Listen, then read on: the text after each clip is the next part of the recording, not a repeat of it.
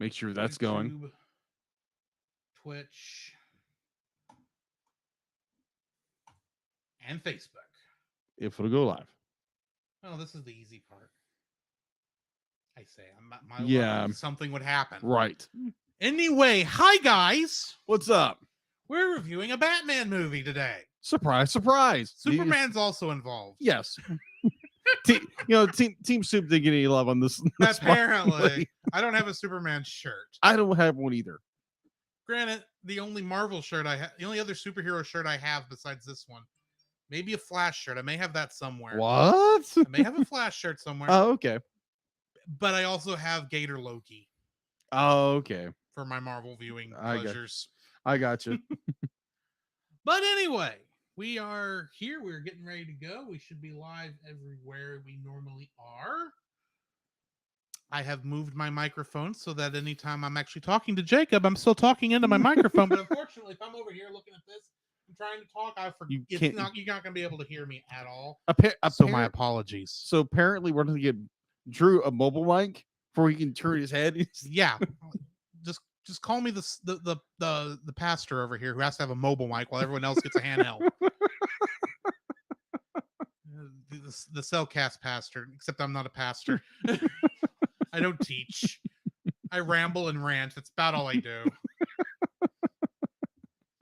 And boy, are you going to get a rant tonight about a movie that's only barely connected to this movie. Because I'll have to compare and contrast. And yes. This means one of them is not going to shine as much as we'd like. Oh my gosh. But we'll get there when we get there. Oh. So apparently Facebook is not showing up yet. I'm showing live. Okay. I'm sure we've been live for 2 minutes. Notification says we're there. Okay, yeah, it just popped up. Good. Yeah, it's on mine, so I see it now. Okay. It's all good in the hood. Exactly. What's your mother? Now, as an interesting note for those of you who are listening right now, yes, it was not originally scheduled for tonight that we would actually review this film. We actually it was initially scheduled immediately after Batman's Sub-Zero. That is true. And I moved it. Yeah, because that's a lot of Batman. A lot of DC right there next to each other. It's like, we need to split this up a little. So, yeah, we don't always agree on when the right times to do these things are. That is true, but also it spaces things out, gives people to breathe, and it's not, oh my gosh, this is turning into a comic book based podcast, which we're not trying to do. Right. It's just like when I saw that movie and I was like, ooh, that sounds like a fun movie to watch. Yeah, and you just happened to put it down the next blank spot that was on there. Yeah. It happened to be right after Sub-Zero. Sub-Zero. That's all it was. So yeah. Also, we will probably be releasing a reactions episode later this week for The Bad Guys. Yes. So keep an eye out for that. And starting next Tuesday, yes, another returning thing that we are backing up and starting over again on. Not completely. We're only going back to episode 1, season 2. 1 and 2 of season 2 of Rapunzel's Tangled Adventure. Yes. And we're going to be reviewing that. And it's going to be at the end of episodes going forward. Yes. And that's how we're going to handle the animated series from now on is whatever an hour's worth of programming we're going to review at the end of each episode. And it will be attached to the end of the episode. So what have been 1.5 episodes now might be 2.5 hours. But it's easier for us to schedule this way. Sure. Because that's been our biggest problem, I think, with TAS. Agreed. Between that and my laziness. We're all lazy. Yes. And because the thing is, I'll admit, I probably could have started the editing process immediately after editing a movie. It's just my brain is already somewhere else by that point. Because as a look into the process of publishing an episode of the Cellcast for all you, what happens is I first get everything good for the uncut version that goes out to our patrons. You're welcome. I save that. I then save that again as the cut version, and then I go through and I make all the little edits and all the little other things and polish that up nice. Yes, if you're paying us money, you do get the unpolished version, but that's what you pay for. Pretty much. But you get when I go out and I polish it up, I make it nice, I make it all good. Hopefully I don't screw it up, as I've had to re-release episodes after they've been published 1 or 2 times because somehow the opening gets left on there when it was supposed to be cut off. I don't know how that happens. But it has happened twice, which is like, how did I do that? Anyway, and then by this time, Jacob has usually sent me the artwork, or I go and I make artwork, and if needed, if he hasn't had a chance to do it, right? And that actually moves my mind away from audio art to visual art, which is an entirely different thought process. Very true. So I get done doing all the visual art, getting that set up, and then I go and I post on Patreon, I post on Podbean, I make sure to upload the right album art to the Podbean, I hit publish, and I feel like I am done. Oh yeah, I've got a Tangled episode to do. Well, I'll do that later. It's a Saturday. A year and a half of laters, and we're having to restart season 2. Yeah, pretty much. So that's why we're doing it this way. So I will actually get it done. Right.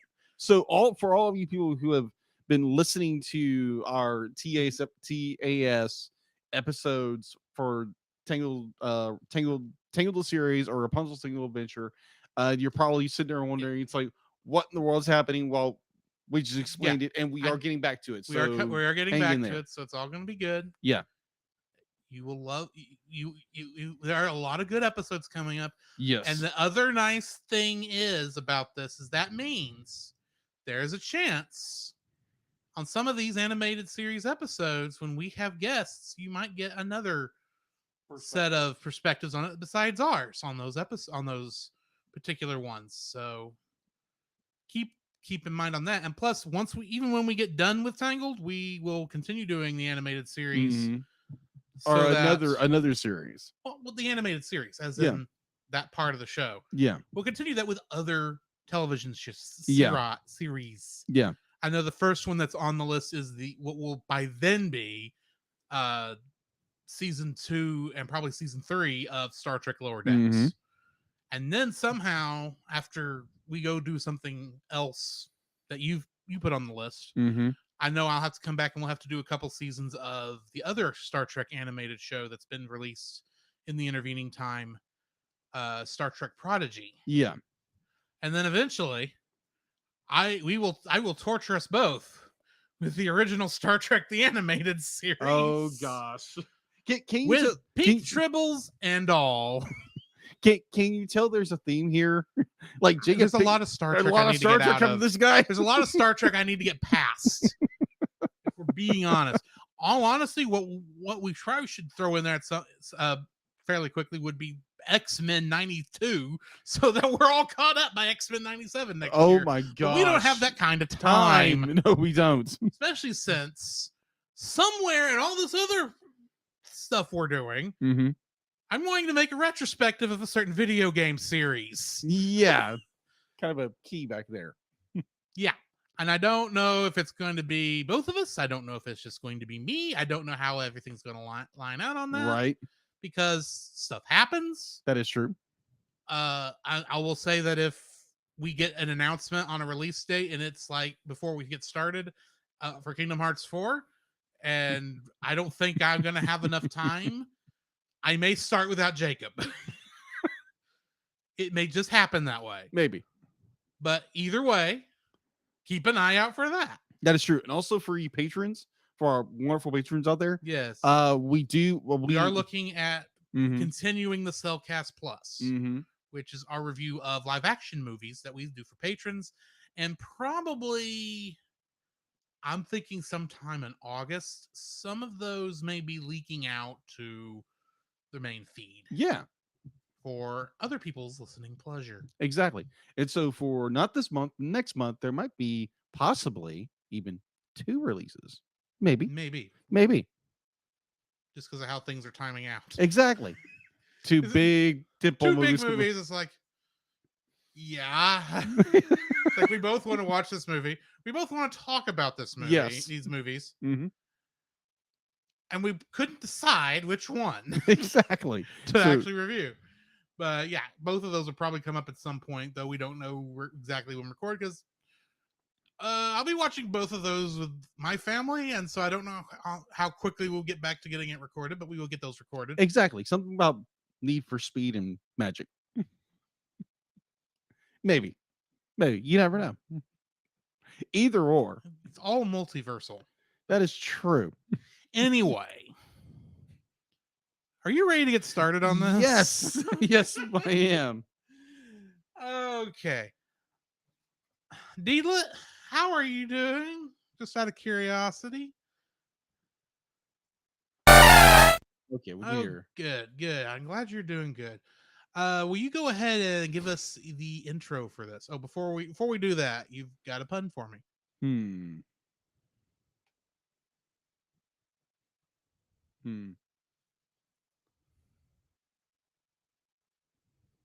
Yeah, I got one. Okay. Deedlet. The Cellcast is recorded in front of a live streaming audience.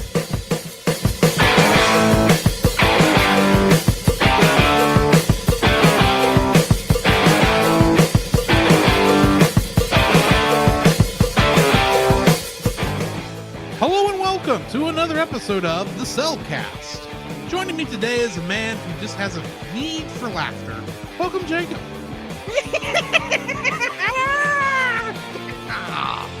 Why, thank you. Our co-host, the man who just had a very fascinating that Harley Quinn and Mercy were in a fight in this movie. Welcome, Drew. Just an interesting little cat fight. Wow. The cat one wasn't involved, That is so- true. Anyway, Oh, Paul Puddin. by this time it probably is. Yes. Before we get too far into this, we've got a trivia question to answer, which means I should have had this up already. Oh, me oh my.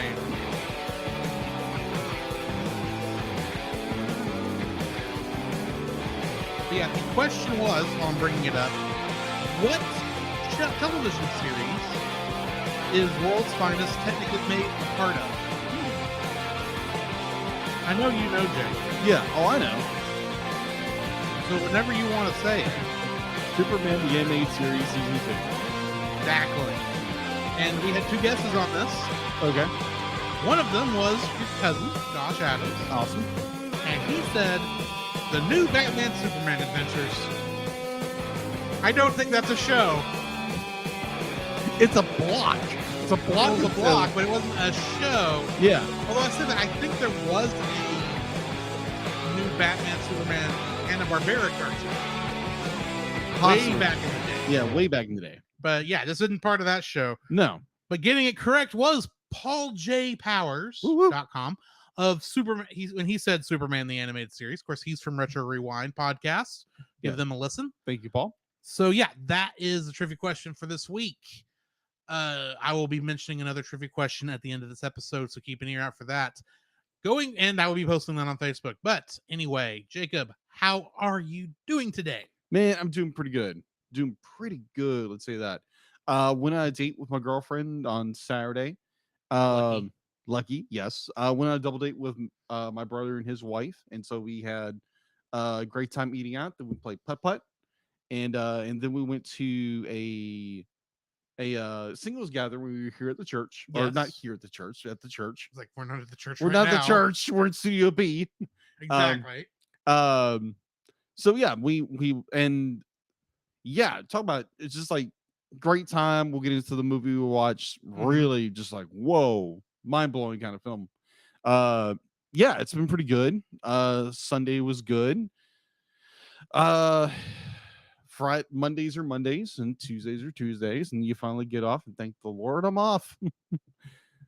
But overall, the day's been the beginning of the week has gone pretty good. What about you, Drew? I had a pretty good week. It's been still pretty busy, but I've enjoyed myself. Yeah, not much, nothing too crazy going. Of course, we had that singles event at the church, at True. game night. I played a lot of Farkle, Mm-hmm. and yeah, we watched that movie, and, And you'd be like the last round, like what did you roll? amazingly is Amazing, what I like did. let's just say that, just amazing. Yeah, Like, it's like- whoa, okay, this game's over. It was one of those things where it's like, okay, I have like 1,500 points I need to get. We were talking about, okay, yeah, we're getting ready to watch the movie. We're going to have to call this game at some point because it doesn't look like we're going to be able to finish it before we need to, you know, start cleaning up, Yeah. watch the movie. All of a sudden, I roll my thing and it's like, holy crap, that's 4 1s. That's 1,200 points. I'll roll again. Oh, look, that's a 5. That's 50 points. That's 1,250. I'll roll again. And I roll all 5 dice at one time. And I roll it, and I get another 4 1s. I'm calling this game. Y'all think y'all can beat that in 2 rounds and see how many points I have? 8,050, 8,000 something or other. It's like, yeah, I think I won. Yeah, pretty much. That was pretty epic. I don't normally get that lucky. Yeah. That's just how The dice rolled that night. I don't claim any sort of skill with that. It's just how it is. And yeah, other than that, I did work the switcher during church Sunday morning, I did run camera 3, so which yeah, was fun. that's always interesting. Color issues on camera 3. Not that was your fault. Nope. To some degree, I think it's because the director just would not quit messing with it. That's sounds like right. But it is what it is. Yeah. But yeah, and then of course Bible study Sunday night. We had a good time there. Certain Goober was there Oh yeah. unexpectedly. Goober. Yeah. I saw him at church, and it didn't dawn on me. It's like, wait, because my thought was, oh, he's gonna be gone because he has to be back where he's stationed, but later on. Exactly. I think that day, like that morning or something like that. So I was like, there's no way Earth Goober is going to be there. He's Goober. He's Goober. And I was like, oh, he's here. Why didn't I tell the guys? Oh, I knew the minute I turned the corner. Yeah. Like literally, I turn the corner, see it's like, oh look, Goober's here. Great. I love the guy. Don't get me wrong. He's a great guy. He's got some issues. Yeah. But you just know it's going to take a little bit longer to get through Bible study when he's there. That is true.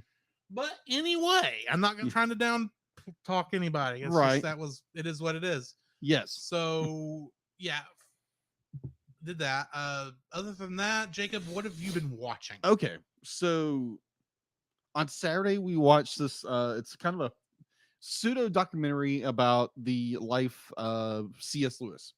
And it is based on a play, I found out. Oh, it's based on a play. I thought it was based on the book. Well, it's based off a play that's based off the book. Oh, okay.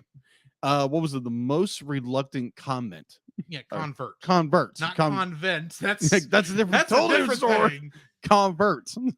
That was an incredible. If you can get a hold of it somehow, it's really very well done. Yeah.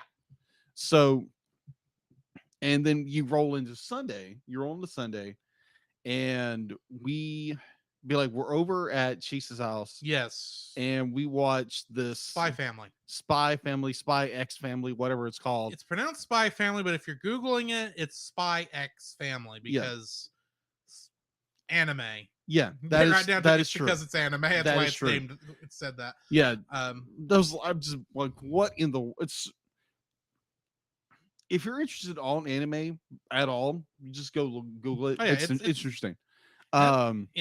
I think it's 2 episodes currently that are dubbed. So yeah, because it is a simuldub. It is on Crunchyroll.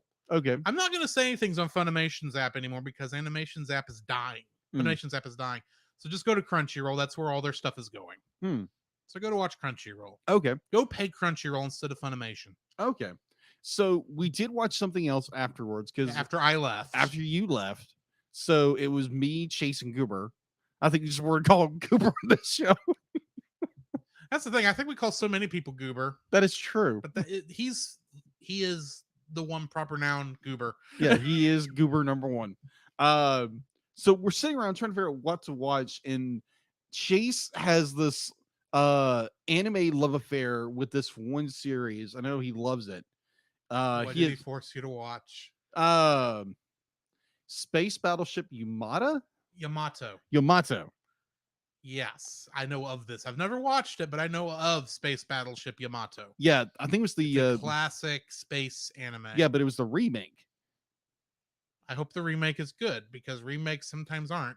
Yeah, and Chase very vocally said he didn't like how they did a lot of their, but Chase doesn't like modern yeah, stuff because that is he's true. looking at the old stuff. Yeah. You kind of have to go with what you got, not what you didn't get. Oh, I I'm agree. saying that being well aware of something that's going to come up later in the Yeah, podcast. exactly. Maybe people in glass houses shouldn't throw stones. Exactly.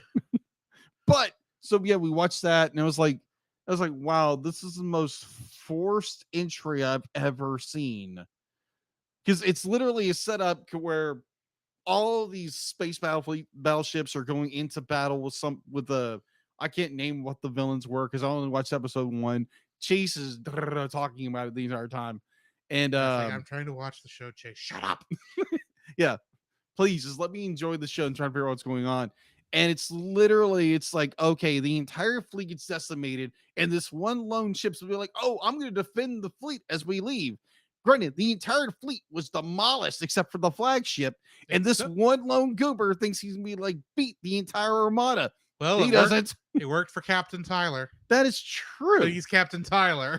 That is true. And so you have this. That may be on a future TAS episode. True. So a side story to that is these other pilots are on a mission to find a certain item. They find certain item with a girl that is in a capsule. Granted, they don't take the girl, they just take the capsule. They didn't take the device.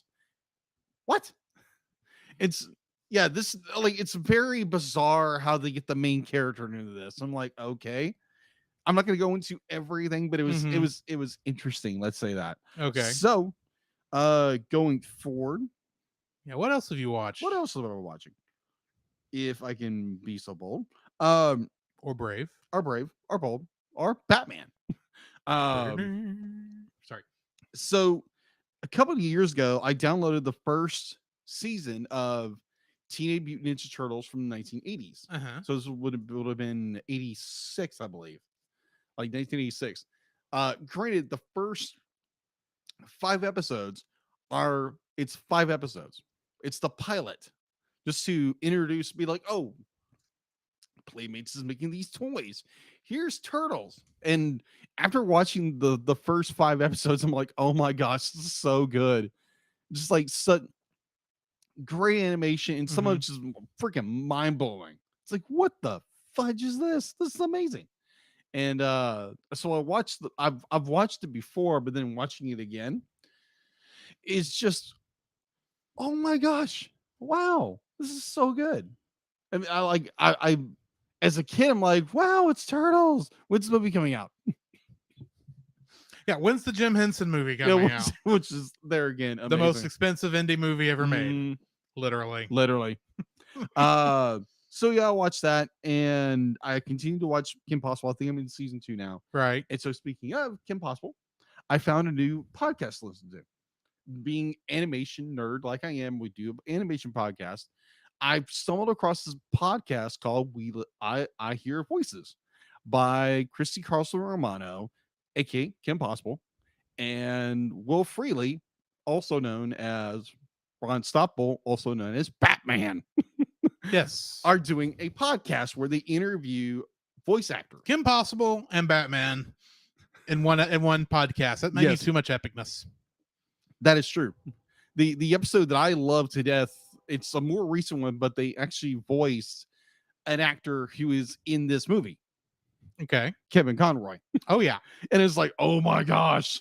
Yes. But yeah, I really enjoy it. If you love animation, you love voice actors, yeah, go ahead and check out. It's really good. It's video and audio, and they're doing something really cool where they have children and adults draw characters, their own made up characters, set it into the show, and they let voice actors bring life to that character. Mm-hmm. So I thought it was a really interesting concept. So if you like animation, you like voiceovers or voice actors, or you're just a fan of Kim Possible or whatever, go check the podcast out. All right. That is all I've been watching and listening to. You? Well, along with Most Reluctant Convert and Spy Family Mm-hmm. that you also watched, Mm-hmm. I saw another anime this week. There's only one episode of the dub out Okay. as of yesterday. I haven't checked today. And it is called Love After World Domination. Okay. Interesting. Picture, if you will, Power Rangers. The male is the Red Ranger. Of course. He has fallen in love with essentially this show's version of Scorpina. Oh. Yeah. Oh.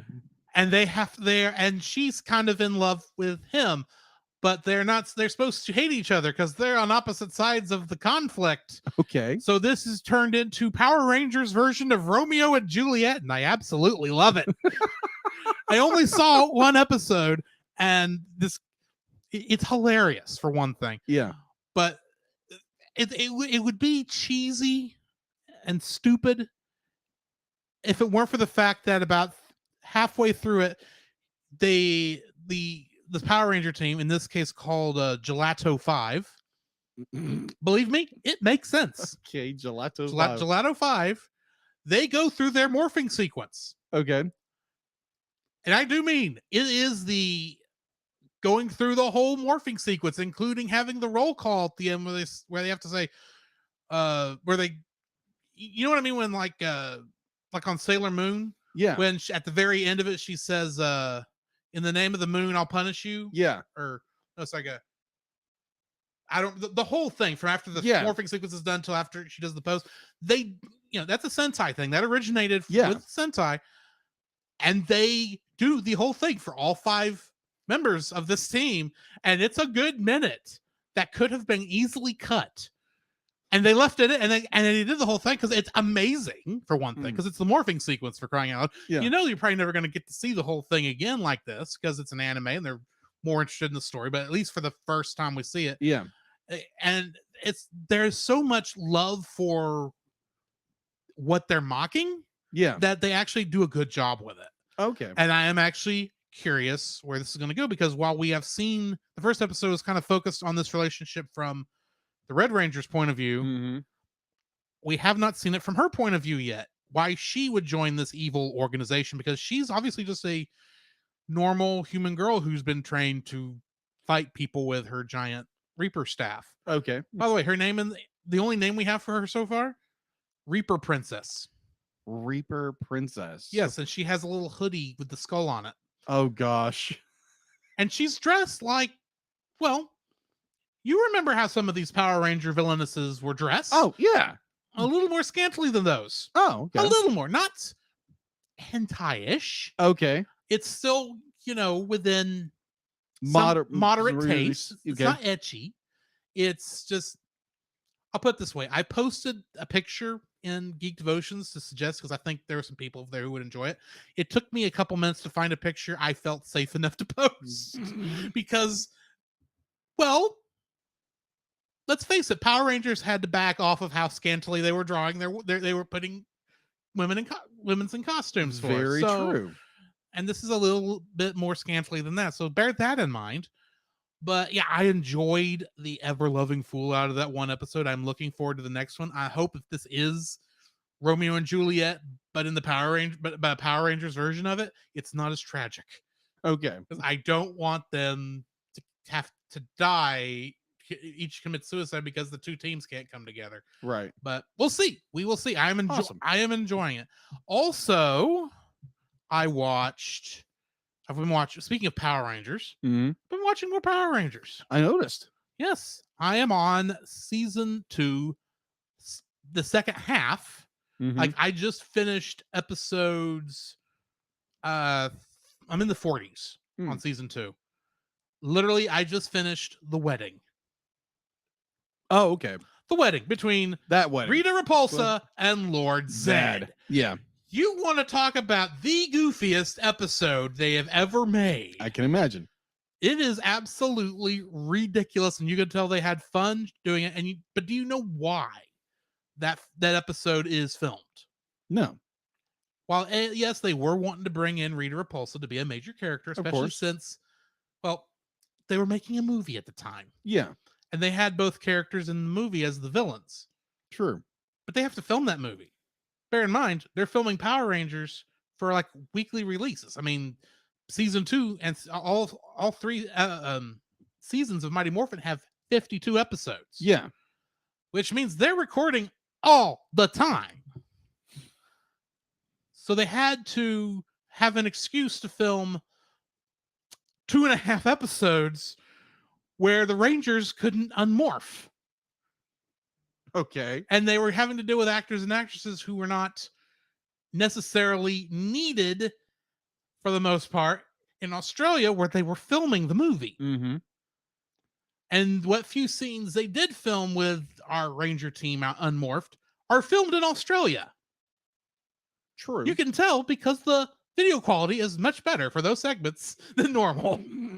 Because it's film, not videotape. Or it's film on videotape, but you know what I mean. Yeah. And the whole thing is goofy, and it would just be normal until you get to, well, we recently had, we were recently on Nate Marchand's podcast, the Monster Island Film Vault, and Yes. he was recently on ours back in February. Mm-hmm. He's got another podcast called The Power Trip. Yeah. When they reviewed like whole seasons at a time. Yeah. When they got to this episode in their season 2 Mighty Morphin review, he said this was the jankiest, goofiest thing he had ever seen in Power Rangers. Okay. And I agree. You remember what Lord Zed's great giant evil Zord was, right? Yeah. Serpentera. Serpentera. Yeah. With its AAA battery powering it, because it all every time he tried to actually fire and do anything to the Rangers, it powered down, mostly because the Sentai footage never showed them fighting Serpentera. But anyway, they are going on their honeymoon, Rita and Zed, and their honeymoon is literally to watch the Power Rangers get destroyed. This is Fox. Get destroyed by all the monsters that they have down there that are have trapped them inside this old theater. Mm-hmm. And there is a shot of it's the standard shot of Serpentera flying against the moon. You know, that stock shot they always use anytime they wanted to show Serpentera off. Except somebody I remember this. Animated a just married sign made out of flames and very cheaply added to its tail. As a kid, I did not recognize how cheaply they did it. And it's only on screen for like half a second. But it's just enough to give you like, oh, you did that. Wow. You should have paid you should have, if you're going to do that, you should put a little bit more work into it and actually make it look good. But wow. It's like, come on, you had Fox Studio money going through you right now. You could have used something of it. Pay I don't know, who was it, Industrial Light and Magic who did the special effects on that? I don't know. Definitely wasn't ILM. No, it wasn't ILM, because that is the more on that later on in the year over on the Monster Island Film Vault when we'll be reviewing Mighty Morphin Power Rangers, the movie. But yeah, I don't know. That is the worst special effect in Power Rangers. All of Power Rangers, that is the worst special effect. I don't care if I know there's later on at a point where when they're fighting against Rita and Zed's son, whose name I can't think of at the moment because he's only in like one episode that I've not seen. Or maybe it's past that, I don't know, where you can tell they just edited the same footage and then tried to composite it behind it of 7 guys to make it look like a whole army, and it looks bad. That's better than this. Because this is like, oh, you should have just skipped this. But anyway, I saw that. And of course, I'm also playing games. Now, I didn't stream this week And the streaming is up in the air when I'm going to get back to streaming games. But I have been playing a game in my off time, a little game called Tales of Arise. Really? I call it Tales of Arise. I actually don't, because that's how it looks to the English set mind. Gotcha. But that's a goofy name. Gotcha. And it being Japanese, I half expect it to be actually be Tales of Arise, the way it's read, way it looks. Right. But basically, you are playing as a member of a freedom fighter force trying to take back the planet from the evil next door neighbor aliens who are technically also humans who have conquered your planet. It's fun. I'm enjoying the game. It is a JRPG it does have battles that take place on like a separate screen. But instead of it being, a menu-based battle system, it is still action. So you get these really cool combo fights going against, just regular monsters. Yeah. It's fun. I'm enjoying it immensely. I'm about to go take down the second Lord. But I've been playing that and I'm enjoying it. Okay then. And that's all I've been watching and playing. What have we got in info and in the news? Not info and stuff. The news. Steal-it. Yes, I know. I should have said what I'm about to say. What do we got in the news? All right. So in news, Universal Pictures pushes the release date to Puss in Boots. Puss in Boots. Let me say that right. Puss in Boots. The Last Wish to a Christmas release of February of I'm just getting words mixed up today. Of Wednesday, December 21st. The long-awaited DreamWorks animated sequel was previously slated for September 23rd. So, do you know what was originally going to come out that day? Oh, I don't remember. Super Mario movie, which got pushed to 2023. It did. I was about to get into that. Yeah. All right. That's called a segue. Yes, that is a good segue. Thank you. If you follow what I'm doing. Yeah. Wonk, wonk, wonk. I just got killed by a Goomba.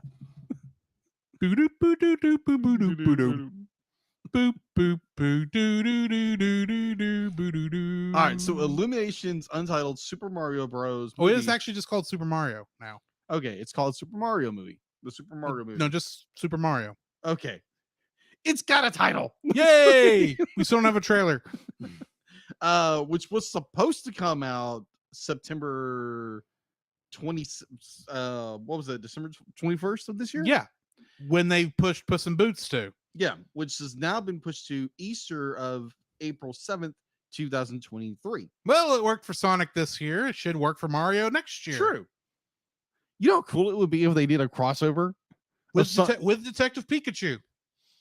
Oh gosh. Why don't they just make it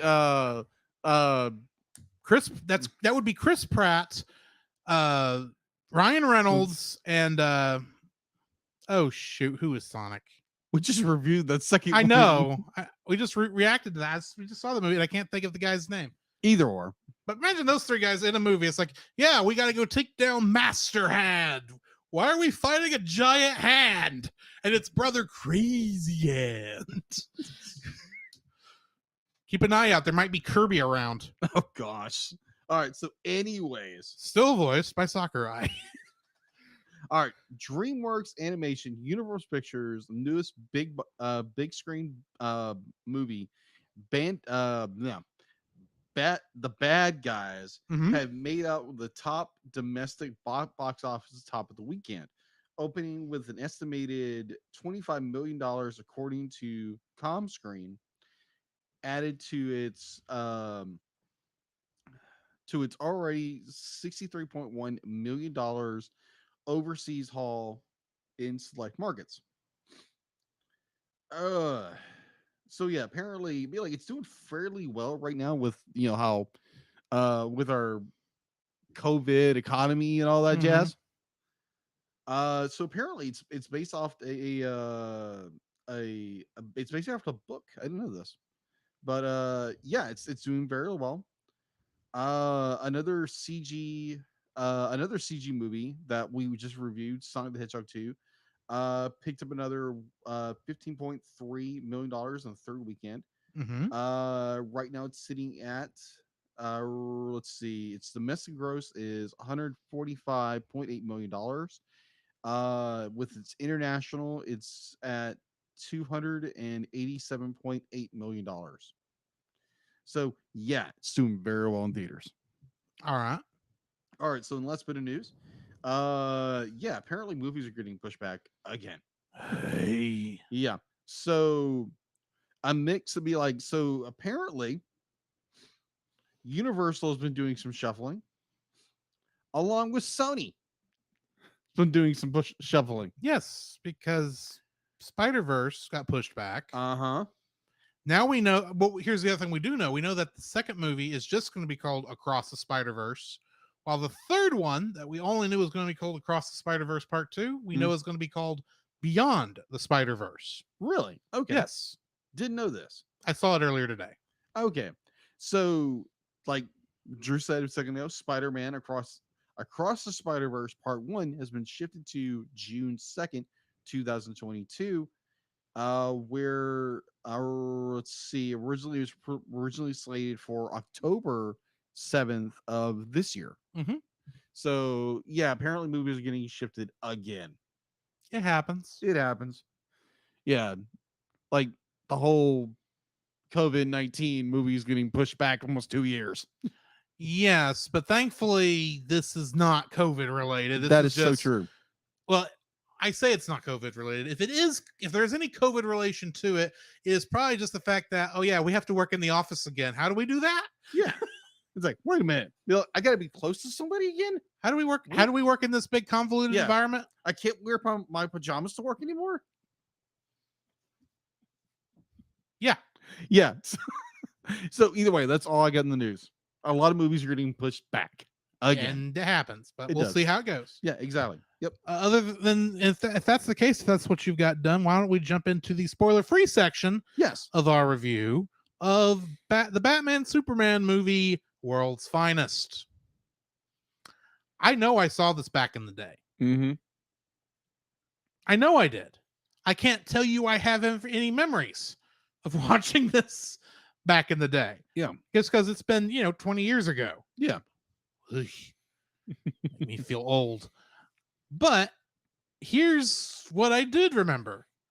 I remembered memes. Memes. Memes. There are a number of scenes from this movie Mm-hmm. that I have seen memed out there in Facebook land and other places that I assumed were, from different parts of the Batman, Superman era, everything considered. No, they're all in this movie. Really? Yes. The whole Joker raising his sexually putting his leg out there to get a ride. Yeah. Pudding. That's all I'm gonna say because I don't want to spoil anything. Those who know.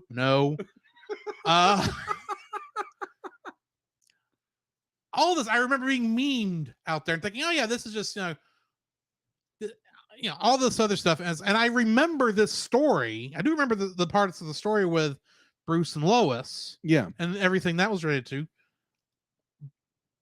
So because I know I watched this back when I was a kid, but I don't remember. I only remember bits and pieces. And I really did enjoy what I saw this time because this is almost a fresh viewing for me. It's been so long since I've seen any of Superman the animated series that I forgot how awesome the opening is. Yeah. Because I actually watched the TV version, which was the movie split into 3 episodes. Yeah. Of Superman the animated series because that's how I found it on HBO Max. You saw it all together on Apple TV. Yes. So we had a slightly different viewing experience, but I don't Yes. think it was great. We don't know yet. We'll find out later. But I enjoyed watching this. If you're interested, if you are a Batman or Superman fan, and maybe you like the concept of them teaming up together, but we're not necessarily happy with one of the most later times this has happened in popular culture, maybe go give this a shot. Yeah. We'll talk about that more here in a minute. Yeah. when we get into the spoiler filled section. But yeah, I enjoyed it. I thought it was a well done movie. It not only was a great Batman Superman flick, it was also a good Joker Lex Agreed. flick, and even Mercy and Harley had a good time too. Yes. Oh my gosh, poor Mercy. Poor Mercy. Great. But yeah, and Lois actually had a pretty decent role in this too. Yeah. So yeah, I mean, it's a very fun, very good movie. I suggest going and watching it, even if you only can watch it like I did, which was 3 episodes of Superman the Animated Series season 2. So yeah, that's my thoughts. Spoiler free wise. All right. Spoiler free wise, I remember this coming out. I think this was my freshman year in high school. I think it was freshman year. I think this was 1997, 98. So yeah, this would have. I would have been entering junior high. Yeah, I would have just. Or my 6th grade year. Yeah, so I would have been. Yeah, I would have been in my 8th, 9th. End of 8th, beginning of 9th. That was the Yeah. beginning of 6th. End of Yeah, 6th, beginning of That's 7th. right. Yeah. So I remember seeing this hit and miss because I remember even seeing it on Cartoon Network at one point. I was like, "What in the world is this?" So then I remember going to the long, I remember going to Blockbuster. Remember going to Blockbuster back when Blockbuster was a thing, and I remember You actually had one. I didn't. Yes, we actually had a Blockbuster in my hometown. So went there and I found it on DVD. Found it on DVD, watched it, and I was like, "Wow, this is amazing." Because there again, I didn't have the WB or what was sort of later turned into CW. So I just found this incredibly good movie. I remember a lot of it. I don't recall. I remember a lot of the action primarily because there again, I was a young teenager. So yeah, I thought it was very fun. There again, this is a good movie. This is a good movie. Great story, great animation, and this is coming out of the DCAU in its heyday. Yeah. And I think if I remember correctly, this was the first time that Batman and Superman actually were able to team up. Yes. With one major exception, Okay. a little show made by Hanna-Barbera called The Adventures of the Super Friends. Well, that is true, but in DCAU history. Oh yeah, DCAU definitely. Yeah. But I was sitting there going, let's see, was there any other time in history Batman and Superman teamed up outside of the comics page? Yes. Only Super Friends is the only thing I can think of.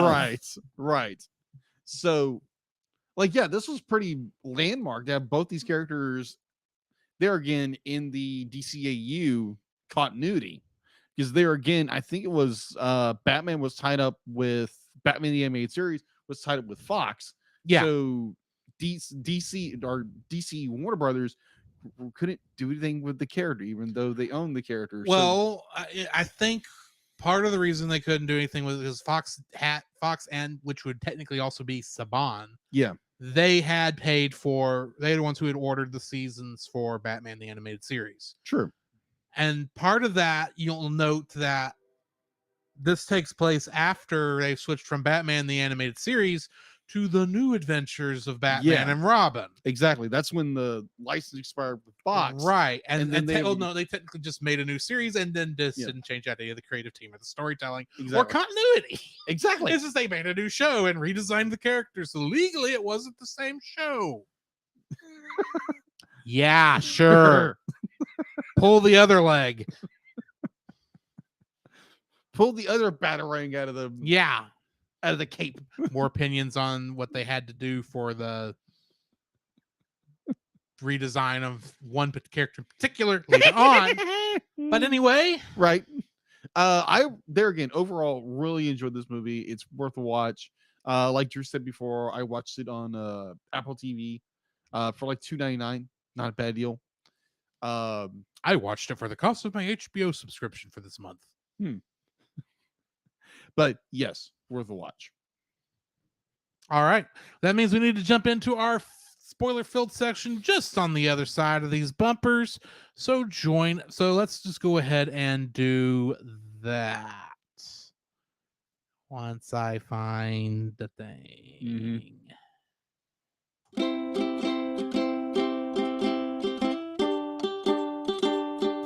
Don't forget that you can Don't forget that you can Don't forget that you can listen to us record the podcast live every Tuesday over on our Facebook page, The Cellcast, our Twitch channel, The Cellcast Gaming, and on YouTube at Cellcast. Also, don't forget to join our Patreon if you would like to support us monetarily. At $1, you'll get our everlasting thanks. At our $5 tier, you can get some artwork from Jacob, and at our $10 tier, you can get bloopers for every episode we've released that I've remembered to release them for, and you can get commentaries from different movies. So come check us out over there if you would like to support us financially. Each week on Stunning and Brave, hosts Chris Cowan of the Babylon Bee and Nate Henderson of Some Boring Budgeting Job confess their privilege, spotlight stunning social media posts, and fabricate outrage, all while keeping you super woke and enlightened. They will make you laugh. That's right, you have no choice. Check out Stunning and Brave at stunningandbrave.net. Do you like Star Wars? I don't just mean the original trilogy. Along with that, I mean the prequels, the sequels, the anthologies, the animated shows, and of course, who doesn't like Baby Yoda? Well, if you've been in the fandom for any length of time, you know how toxic the fandom can get. And if you'd like to be able to discuss a galaxy far, far away in a much more positive light, might I suggest searching out The Outer Rim, a Facebook group dedicated to all of Star Wars, and check out their YouTube channel, which you can easily find at Pop Americana, which the podcast you're currently listening to is also a part of. To find that and more, check out the link in the description.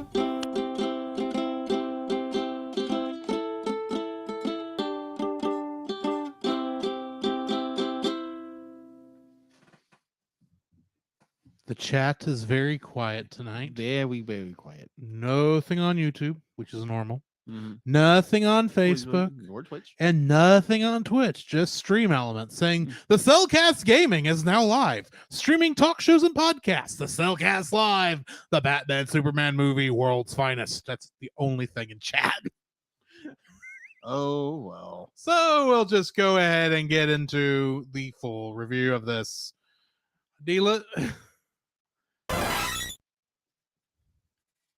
The following's a spoiler-filled review for the Batman Superman movie, World's Finest. If you don't want to be spoiled right now, you should turn off this podcast right now. Ba-da-da, ba-da-da-da-da, da-da-da, ba-da-da, ba-da-da, ba-da-da, da-da-da-dun. Ow! I'm you sorry, bit my cape. My favorite part of that opening is that one of those hits is Superman punching Lex Luthor in the face. Oh. All right. Continue. The Batman Superman movie, World's Finest, was directed by Toshihiko Masuda. Bet you didn't know this was an anime, did you? Literally, I thought there's no way that this American television show, the only director was the guy who directed the animation in Japan. There had to be an American director on this, and I can't find one. Really? Anywhere. So the only director I have is the director of animation over in Japan, which was Toshihiko Masuda. And you want to know what the other big thing he directed for Warner Brothers was that we will probably review this Christmas if I have anything to say about it? What would that be? Pinky and the Brain Christmas. Okay.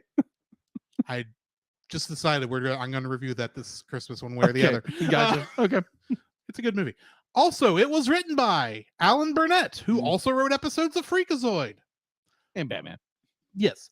Paul Dini, who also wrote He-Man and the Masters of the Universe. And Batman. It was also written by Rich Fogel, who also wrote some episodes of Captain Planets and the Planeteers. And he actually wrote the first episode. Really? Yes, the third episode was written by Stan Berkowitz, who also wrote episodes of T.J. Hooker. Really? You know, Captain Kirk as a police officer. Yes. But the second episode was written by someone very special, very well known in the comics world, but not for DC. For Marvel. Yes, Steve Gerber. Okay. Do you know who he is? The name sounds familiar. He is the creator of none other than Howard the Duck. Oh boy. And he's one of the people who got into a major lawsuit with Marvel over ownership of Howard the Duck, Really? to the point where there was a whole big controversy about it. Go look that up. That's interesting. In fact, he also teamed up with Jack Kirby to help him get his rights back from Marvel. Yeah. So yeah, he wrote to pay for all those court bills. He wrote the second third of this movie. Of course, we also have Superman being created by Jerry Siegel and Joe Shuster, and Batman being created by Bob Kane and Bill Finger. Primarily. Bill I would Finger. like to point out that this is before Bill Finger started getting his edits, his credits. Mm-hmm. So all this thing said was Bob Kane, but that is a complete and utter fabrication, and Bill Finger probably did most of it. Yes, agreed. And Bill Finger didn't Just- start getting his credit until I think it was like Justice League, I think. Literally, ironically, Or in the other film. Batman versus Superman, Dawn of Justice. That's right. That was the first movie he got credit for. I remember watching the movie, it was like, man, this Like, they is not actually a credited very good film, but oh crap, they actually they gave him credit. They mentioned Bill Finger. That kind of makes it a little better. There'll be more on this later. We'll come Right. back. Getting into the cast, we've got Tim Daly Mhm. playing Superman and Clark Kent. And he was also known at this time for playing Joe Hackett on the television series Wings. Yes. We also got Dana Delaney playing Lois Lane, Mm-hmm. who on a previous movie we reviewed on this podcast played Andrea Beaumont and the Phantasm in Really? Batman Mask of the Phantasm. Okay, now I can hear it. Okay. Yeah. I gotcha. Kevin Conroy was the voice of Batman and Bruce Wayne. Mm-hmm. And on the television series The Venture Brothers that airs on Adult Swim on Cartoon Network, he voiced a character named Captain Sunshine. Batman played a character named Captain Sunshine. I just love that. We've got Mark Hamill playing none other than the Joker. And he also played on a DC franchise, the Trickster in The Flash. Both of them. Both of them. Yes. And this little indie franchise you may have heard about called Star Wars. Yeah. He little bit. played a character named Luke Starkiller or something like that. Yeah, something. Something like to that effect. Yeah.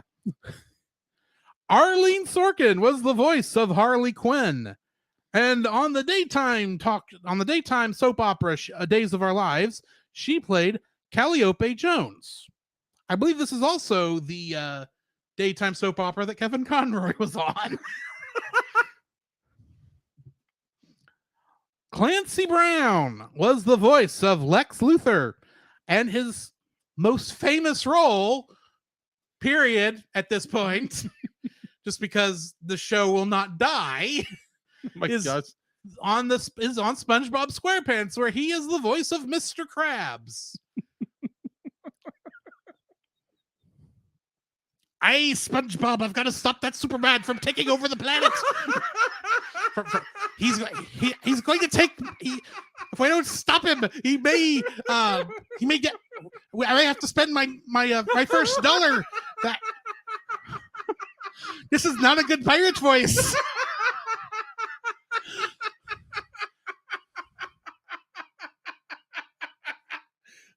my gosh. Okay. We're almost done. Did I get hit by Joker gas? Maybe. Lisa Edelstein was the voice of Mercy Graves, Oh, poor Mercy. and she played a character named Lori in The West Wing. Ah. Lastly, we got Ephraim Zimbalist Jr. playing Alfred for 3 lines. And he was Dr. Octopus in Spider-Man, the animated series. I still can't see it.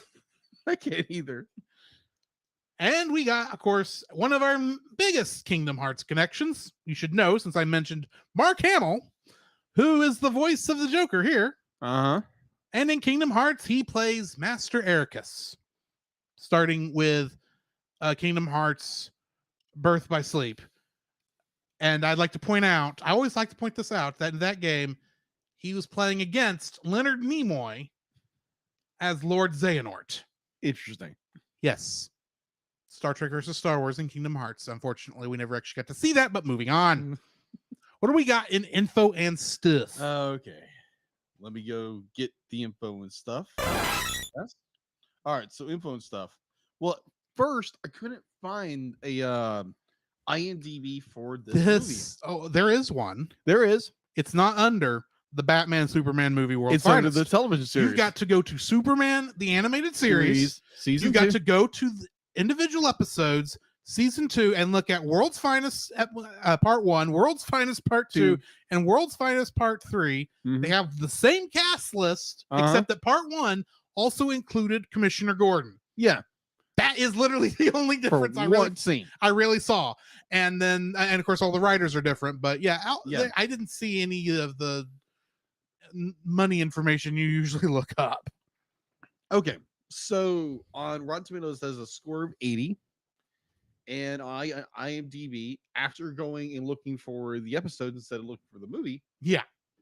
is a 9.0 out of 10, which is not surprising because this movie is good. Yes. You can watch it on Apple TV for $2.99, or if you're a subscriber to HBO Max, you can go look at Superman the Animated Series Season season 2, 2, episode 40. No, it's like 20, 21, and 22 of season 2, I think. Okay. Look, it's near the end. Look for the words World's Finest, part Mhm. 1, part 2, and part 3. Yeah, hard to find. Followed by Bizarro. All right, so production was obviously Warner Brothers Animation, as far as I understand, because I can't find anything on this thing. TMS. Yeah, TMS. Warner Brothers Animation owned is the producer, obviously, but Mm. the actual animators, Yeah, more on this in a minute, was TMS. The same people who did Lupin the Third. that's right. TMS. Give you an Thank idea. It is the Japanese studio. but Okay. This is they farm. That's who Warner Brothers farmed the animation out to, was TMS. TMS. That's right. Which did most of the They did most of DC most of DCAU. the DCAU. Right.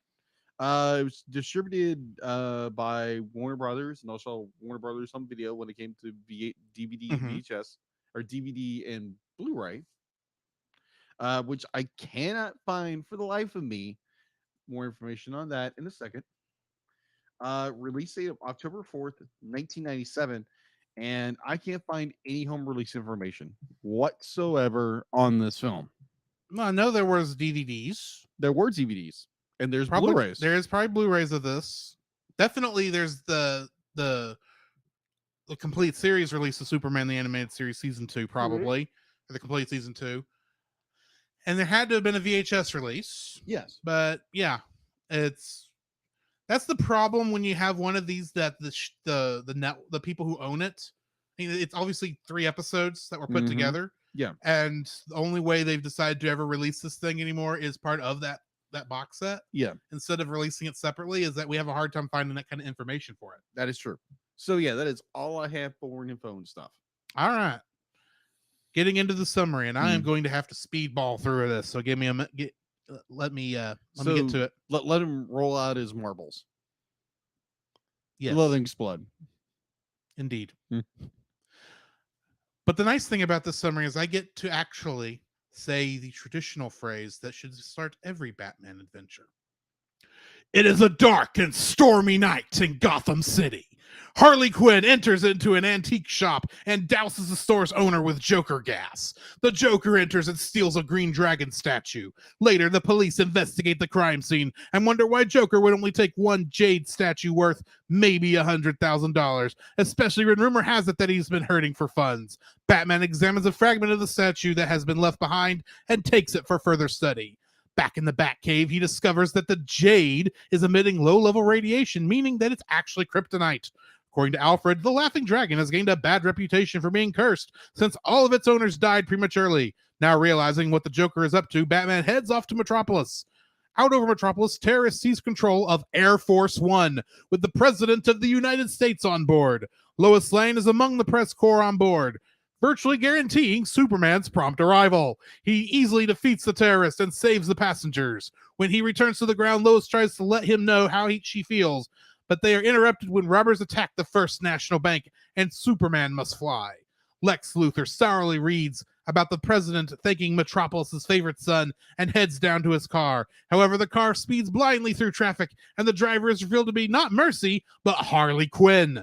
Joker enters the car and explains that he is broke due to Batman's success in closing down his operations in Gotham City. So he offers Luthor a deal. For $1 billion, he'll kill Superman. Luthor is initially skeptical, but changes his mind when Joker shows him the kryptonite statue. He accepts the offer. Bruce Wayne is visiting Metropolis to work on a deal with Luthor. Lois is immediately taken with him, and Bruce returns her interest. Much to Clark Kent's displeasure, Lois accepts Bruce's invitation to dinner. That night, Joker sets up his base in Metropolis, gassing a local crime boss and taking his hideout and his coward thugs for his own. The boss is later found hysterical with laughter by the Metropolis police. The next day, an insect-like probe droid, the Wayne Lex T7, crawls through a canyon, even scaling walls. Bruce is pleased how well the Wayne Tech and LexCorp's collaboration has worked out in developing the robots for space exploration, but Luthor says the robots would be even more useful for military purposes. But Bruce, who under their agreement has sole control over the technology is useless, firmly squelches the idea. That night, Batman appears in a Metropolis nightclub, finding a runaway thug from the gang Joker recruited.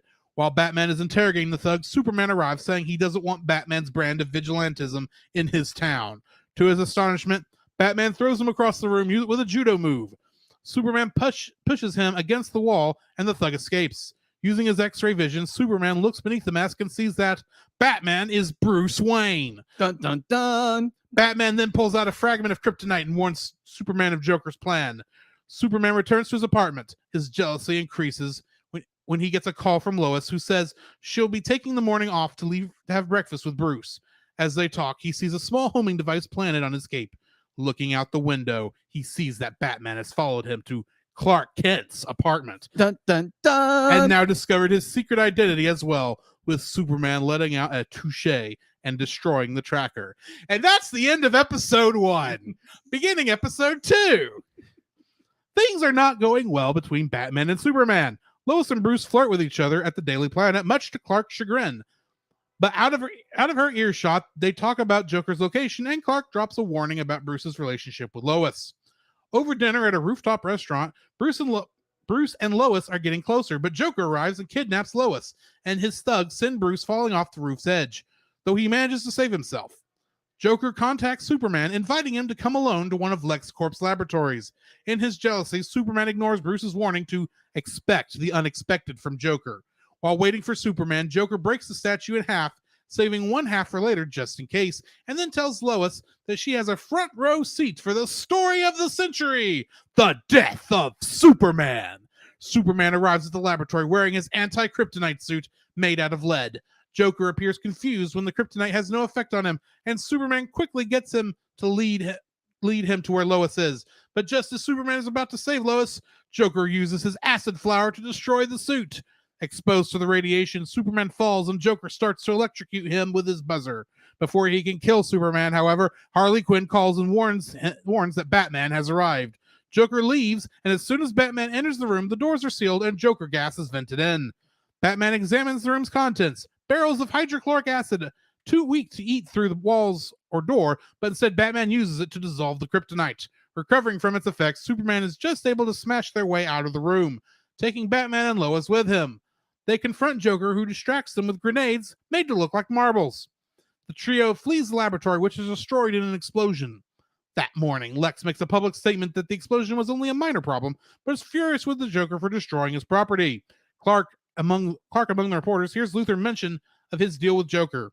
Luthor confronts Joker and gives him a second chance to kill Superman, but insists that it's his last. While the two men are discussing the situation, Harley and Mercy are doing their best to kill each other barefisted. In his apartment, Luthor is rudely awakened by Batman, who has learned about his connection to Joker from Clark. Luthor refuses to tell him anything, but realizes that Batman is a serious enough threat that he must be taken care of as well. The next morning, Lois tells Clark that she's planning a transfer to the planet's Gotham City Bureau, feeling that she and Bruce are serious enough that they're practically engaged. Joker makes his new move and fakes a distress signal from a cruise ship to lure Superman away. As soon as Superman arrives, the distress beacon becomes real when the bomb is detonated on the hull, causing the ship to sink. Batman arrives to check out the situation and is attacked by a larger, armed version of the Wayne Lex T7. Out at sea, Superman repairs the damage to the cruise ship and prevents it sinking. At the same time, Batman flees the Wayne Lex T7 using a specially designed jetpack. However, the robot pursues him to the Daily Planet building, where Lois happens to be putting in a late night, with her in danger of being caught in the crossfire. Batman snatches her up, and together they try to run. The pair are cornered by the robot in the printer room.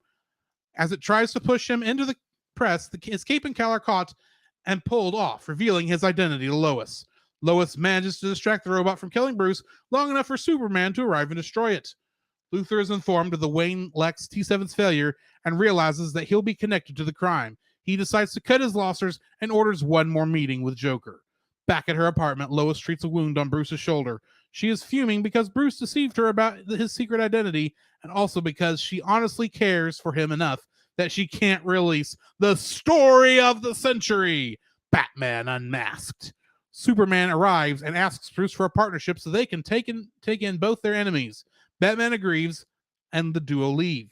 Meanwhile, Joker and Luthor meet at the LexCorp Aeronautics Factory, where Luthor informs Joker and Harley that he intends to kill them and frame them for the mayhem that's been going on. By the way, we're in episode 3 right now. I missed where we made that switch.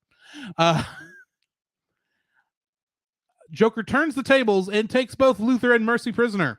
Since he can no longer collect his $1 billion, Joker decides on a consolation prize: Luthor's gigantic and heavily armed Lex-wing airship, having Harley paint it so that it resembles a grinning mouth.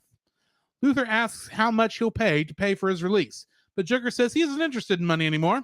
Instead, he wants to destroy everything Luthor ever built, just as Batman destroyed everything that he built. Batman and Superman arrive, but are attacked by giant versions of the Wayne Lex T7s before they can stop Joker from taking off.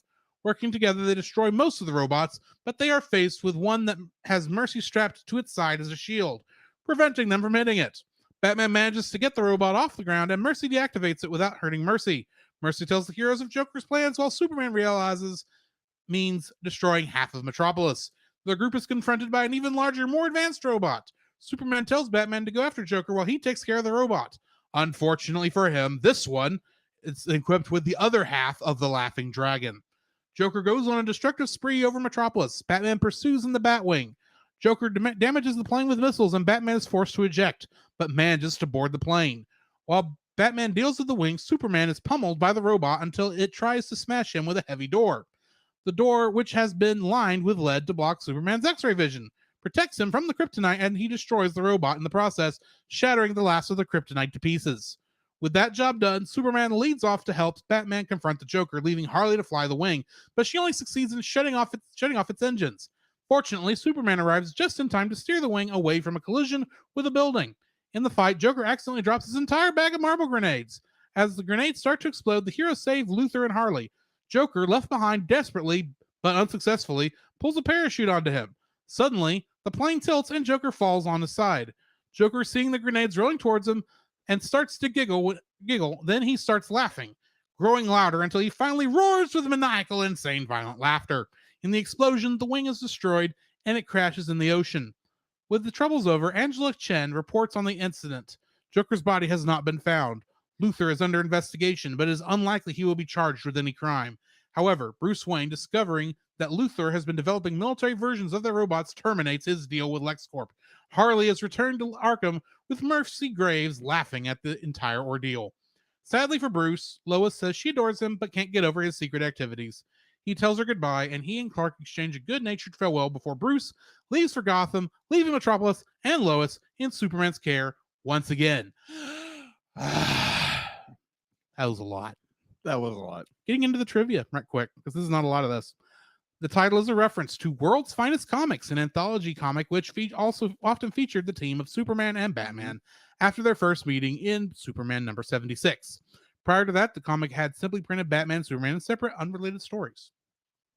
The Joker offers Lois a scoop he calls the death of Superman.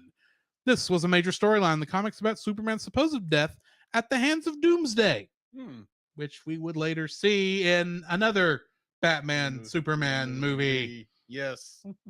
Tim Daly narrowly beat Kevin Conroy for the role of Joe Hackett on the TV series Wings, Really? before Conroy was cast in Batman the Animated Series. This is the first time that Daly and Conroy have worked together since then. Huh. Joker's comments about Lex's limo having rich Corinthian leather. This is a reference to Ricardo Montalban's 1975 commercial for the Chrysler Cordoba, Really? which also had rich Corinthian leather. And because it aired in the evening as a special presentation, this episode won a Primetime Emmy Award. TMS, the movie's animators, Yeah. are very proud of this and display the Emmy in their lobby. Really? Yeah. Awesome. Which brings me to the end of the trivia. And I want the first like, if I may. Go for it. Before I give, though, this like, I have to... Go for it. I have to give a disclaimer. In order for me to tell my first like of this movie, I will have to compare it and contrast to another movie that featured Batman and Superman in it. That was a little more, shall we say, recent. I want to point out that since I do have friends who have very much let me know about all the artistic merits of said film, and because I really don't want to rain on anyone's parade who actually does like any of the Zack Snyder universe of films, that my opinions about that I will be mentioning here in a minute about Batman versus Superman Dawn of Justice as a part of my likes for this movie are purely my own opinion and are just my own, based on my own biases, and they're not in any way, shape, or form meant to degrade the artistic quality of a movie that I really don't like that much. But that all being said, this is a better Batman versus Superman movie than actually Batman versus Superman Dawn of Justice, even the Ultimate Edition.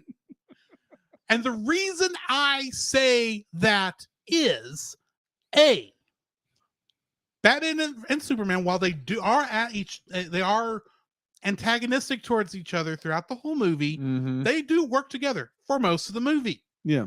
2, you don't just have them fighting one weirdo little Lex Luthor. You have them fighting Lex and Joker. And this isn't a Joker that makes my skin crawl. Other problems I have with where that Joker showed up elsewhere in the Snyderverse, but c'est la vie. The movie is enjoyable. It is rewatchable. It actually hits like nearly the two movies actually hit nearly like the same plot points, except that this doesn't have Wonder Woman showing up throughout it. Oh, it doesn't have the connections to bring in like other characters, and it doesn't go into Doomsday, the comic where Superman died, which is fine. I mean, that's not what this movie was going for. Right. It didn't need to go to Doomsday. And the other thing that this has over Batman versus Superman Dawn of Justice is the fact that there's a lot of continuity before this movie for both characters. So you get time to learn these characters and get to like them, so you don't get bogged down in having to introduce one of these characters and almost reintroduce the other character to try and make the character a little bit more likable. And plus, these are versions of these characters I honestly prefer personally. Gotcha. And plus, you get Mark Hamill's Joker being the actual villain of this thing. Lex is a villain here, but he's more of a trying to take advantage of the situation villain. He's not really got these super machinations going on. He's being a businessman, and it just so happens that his part of the business is building a giant robot or building these giant robots that he got Bruce Wayne to help him with, and using those to attack our heroes later in the film. For the most part, this is the Joker having the time of his life Agreed. in this film. And okay, I'm just gonna say I prefer this version of Harley. I will always prefer this version of Harley to the Harley Quinn that is in the new films. I'm sorry, I just prefer this one where she's a little bit of a ditzoid. Not that that's a bad thing, you know what I mean? Right. She's just more fun in this movie. Mark Joker is having lots of fun. Even Lex and Mercy are having lots of fun. Not that I want to get off onto that because that goes into another but I mean, this movie is just a better team up movie for Batman and Superman than Batman versus Superman: Dawn of Justice. I'm not trying to degrade people who like those movies. Right. This is a movie going for entirely different things and has an entirely different audience. I will admit all of that, but I prefer this version. Okay. Also, you don't kill Jimmy Olsen, you just leave him out of the story. I think that works better. I'm sorry, I still don't know why they killed Jimmy Olsen at the beginning of Batman versus Superman. True. But anyway, that is my first like.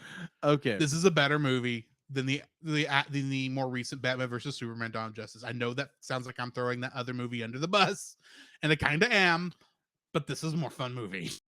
Better movie, in my opinion. I gotcha. In a purely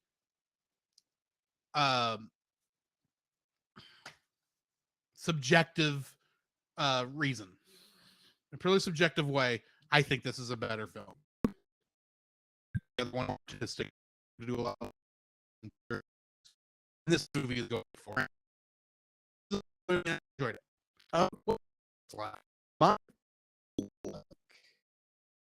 It looks It's recording. okay. Not worried about it.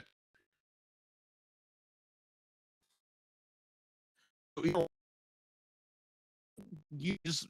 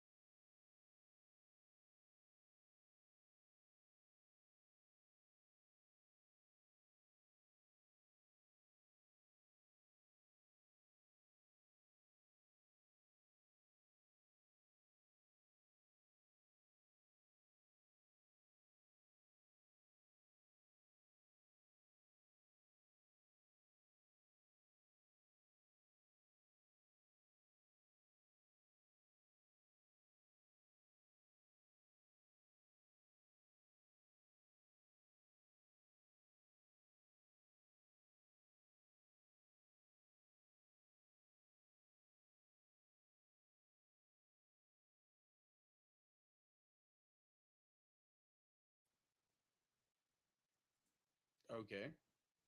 Okay, we are coming back. Okay, did it save everything? Yeah, it would have. It does that automatically. Okay. Make sure the last one's still going because I can see it on Twitch and Facebook. I can't see the YouTube from here.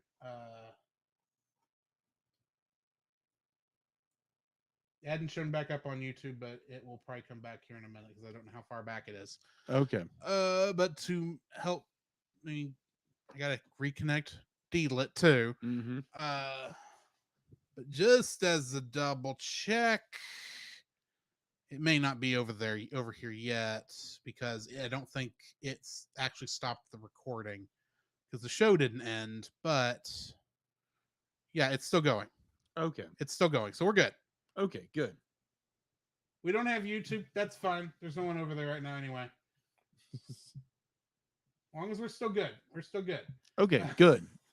Anyway, you were saying about your first like. Okay, so going into my first like, I want to make a claimer because my third like was actually comparing these two. Be like that. You're making the same disclaimer I did. I wasn't gonna make a disclaimer. I was gonna say I was basically what I was going to try to say fell in comparison to what Drew was said for his first, which my third that the Batman Superman movie World's Finest is possibly a better film than Batman v Superman Dawn of Justice. So with everything that Drew had said previously, I would agree with him 100%. And this is my third like, which is getting bumped with my first. Yes. Because you did such an excellent job with it. That it's like, yeah, Batman v Superman has some merits as a film. It does get bogged down quite a bit. And I will say I do prefer it to Man of Steel and Suicide Squad, but we don't talk about Suicide Squad. Okay. I do enjoy some of the I do enjoy the actors on Batman v Superman. But when you're comparing DCAU this film, be like it's just hands down better. Yeah. Hands down better of a film. And I hate trying to use a comparison between a live action film and an animated film. That are going for different things. Exactly. And how they're going showing the Batman Superman dynamic. Yeah, exactly. So yeah, it's just the comparison is it's like, yeah, you're dealing with two different, subject materials that are roughly based off the same origins, but yeah, to me I prefer the Batman Superman movie. I don't want to say Dawn of Justice because that's the other film. World's Finest over Dawn of Justice. So that is my third likes. My third like, which I now moved to first. Now I'm first. Okay, Okay. so what is your second? My second like is the villainous team up of Joker, Harley, Lex, and Mercy. Oh gosh. First Poor off, Mercy. First Poor off, Mercy. Joker is having the absolute time of his life in this film. This is It's Mark Campbell. What do you expect? the two memes that I kind of mentioned in the spoiler-free section are both Joker memes, and it's two of my favorites. He's Mercy has been knocked out by Harley, who has kidnapped Lex. And he's driving down, and she says, "Oh, let's pull over and pick up that one. That's a hot hitchhiker over there, or whatever." And camera moves out, and you've got the Joker standing there in full Joker getup. He pulls up a leg. It is sexily drawn, which means those are not spats in his shoes. Those are his feet that he is just standing in those shoes with no socks on, which is almost yeah, there's your thing. But the last part is this is the time when Batman gets the sassiest, I think. Oh, Even though we know Joker will come back. He has to. He's Joker. You don't kill the Joker. You may look like you do, but you don't kill the Joker. But Harley and the Lex Wing is blowing up, and Harley, out of love for her boss, Mr. J, Mr. J says, "Puddin'," and Batman says, "I'm not kidding. Right now, he probably is." I'm going, "You did not just say that." I mean, there is sassy, and then there is kicking somebody when they're down. Because Harley just got the love of her life just got killed, and you just and she says pudding, and you go, he right now he probably is. I'm going, that's just wrong. But so funny. It's funny. It's hilarious. Don't get me wrong, but it's like, oh my. But I mean, the whole relation, the fact that he goes and, they don't have much time, so they can't do a very big customization on the Lex Wing. So they just get what has to be somewhere around 20, 30 gallons of black paint to paint these giant black stripes Right. across the Lex Wing in roughly an hour. And Harley, from what we can tell, did it all by herself. Amazingly straight lines for an hour's worth of a rush job to paint stripes on a white plane. But so good kudos there, Harley. But you get that whole thing. It's like, of course you did that, Joker. And of course you have a blimp. Why do you have a blimp, Joker? Because you are Joker. But the relationship between those, how Joker and Lex are at each other's throats for the most part, but they're still working together until, Joker finally is just too much for Lex to handle. And then poor Mercy. Oh gosh, Mercy Gets her butt kicked by Harley every fight, so that the fact that Harley is the one who gets thrown into Arkham Asylum is just the funniest thing. Because she's still fine. Yeah. She's still absolutely fine.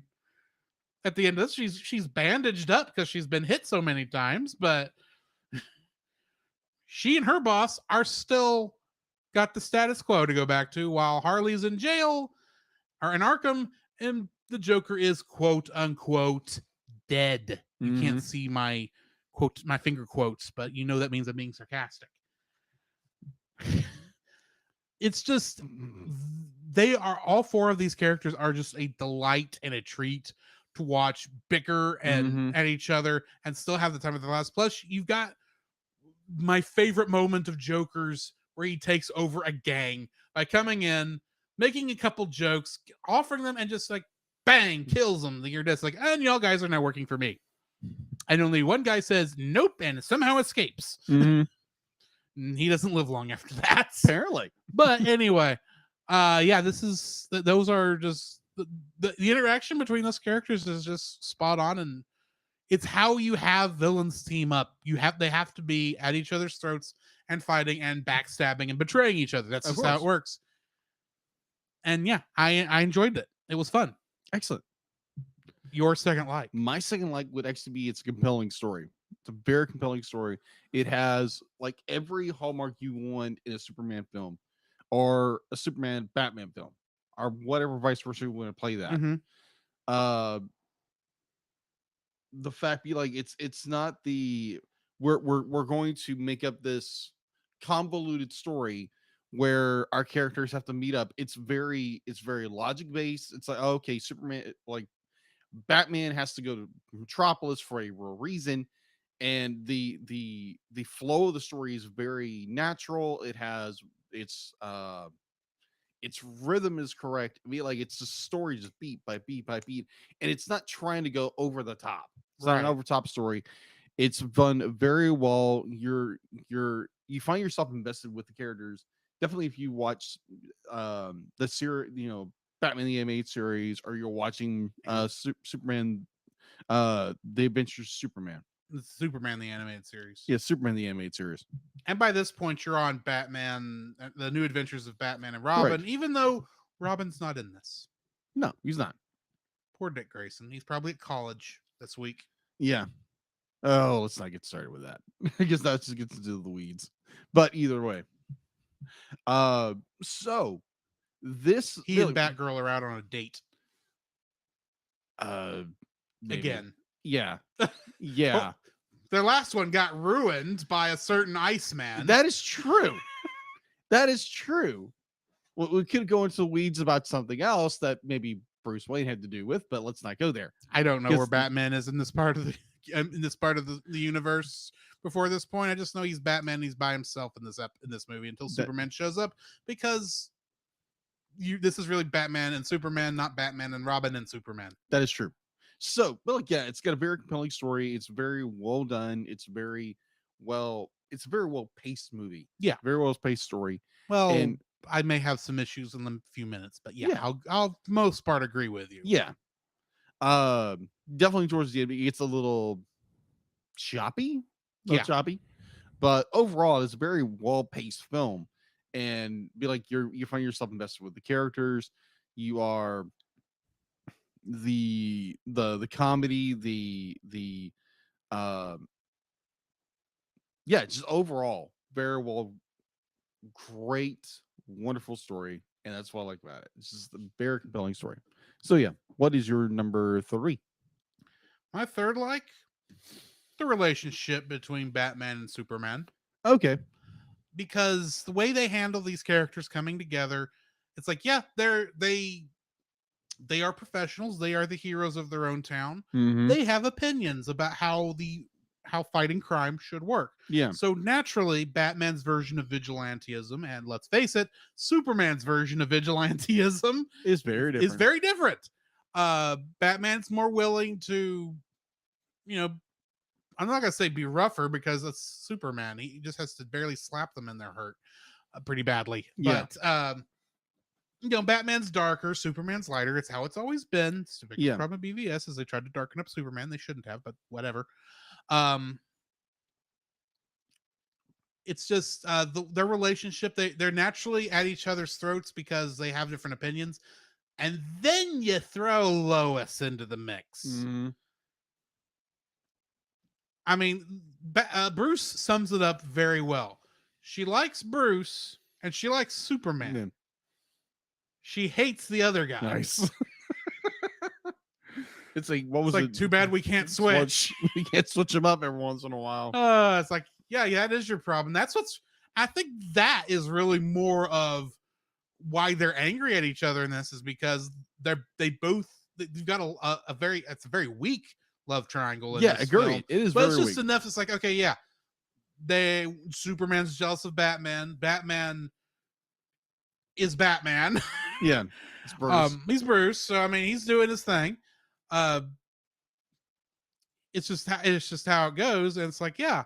But their relationship is spot on. How they handle this, you can tell that they work well together. Mhm. And what's great about this is this, as we pointed out earlier, this is a very important time for the entire DC animated universe, because this is the first time not just Batman and Superman team up, Mhm. but any superheroes in the DCAU team up. Yeah. There wasn't many others at this point. In fact, there were no others at this point. Yeah. But it's at this point where where it's kind of suggested that these are part of a bigger, more connected universe. Mhm. This is the first time it's confirmed Yeah. that these are the same universe, and there's going to be more. There might be more coming, and later on we will get more with the Justice League Yeah.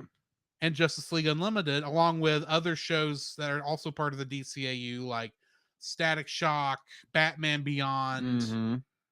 the Zeta Project, whatever the crap that is.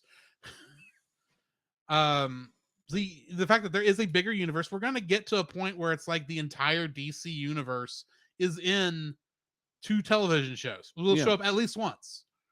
True. And I'll be honest, it's the DC animated universe that introduced me to the DC universe beyond Batman, Superman, and Wonder Woman. Although I didn't know much about Wonder Woman other than she existed at the time.